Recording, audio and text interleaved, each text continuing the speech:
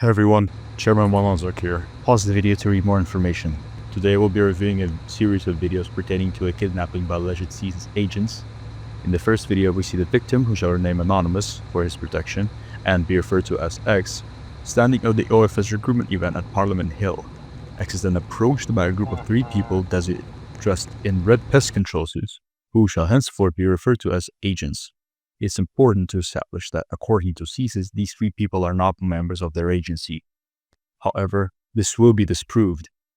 One of said agents is equipped with an M110 designated marksman rifle, to our knowledge only accessible to the CSIS team via admin commands or interference with the data store, which for our skeptical viewers may raise a theory of CSIS involvement. However, going further into the video, we will disprove that theory. You may also think that X may have been involved in planning this. However, we managed to reach out to him, and as you can see by their statement, they're clearly a victim.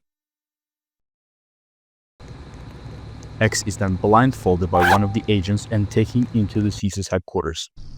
X is unblindfolded in what appears to be an archives room in the CSIS headquarters. Now, let's analyze this frame. First of all, we can clearly establish that this is indeed CSIS headquarters from the top right corner of the screen, and the CSIS logo on the nameplate next to a door. We can also see a CSIS agent standing next to one of 3 agents in red. They're clearly non-hostile to each other, probably discussing something through team chat. To disprove the theory of CSIS involvement, we can also see that the agent in red has an earpiece, which is widely used by CSIS and not accessible to CSOR. X then pans their camera back into the room, and some time passes when agents either stand around CSIS or attempt to interrogate him, but X refuses to cooperate. Later, one of the agents says, quote, "We will see about this I'm not talking thing," after which X is beaten with an ASP baton. In this frame, we can see the agent's earpiece more clearly, and one of the agents using a baton to strike X. X is struck twice before one of the agents gives them morphine.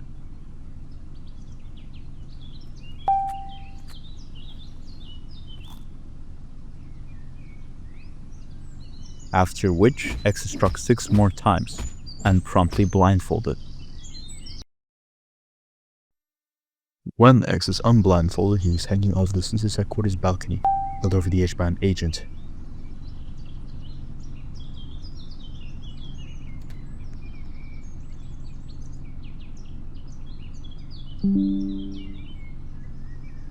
X is then dropped to the ground but sustains no injuries and is shortly after apprehended by one of the other agents and blindfolded again. X is then unblindfolded, this time hanging over the edge of the World Trading Plaza building roof.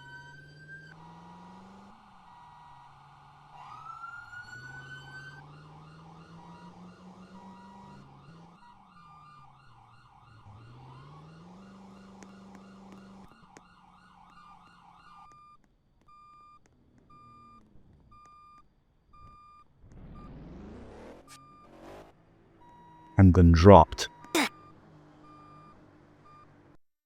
Now, of course, an intelligence agency doesn't like being exposed for their crimes, so they sent us a cease and desist letter, which, by the way, doesn't have any legal standing, on a Discord alt account at Eudora_SCRS.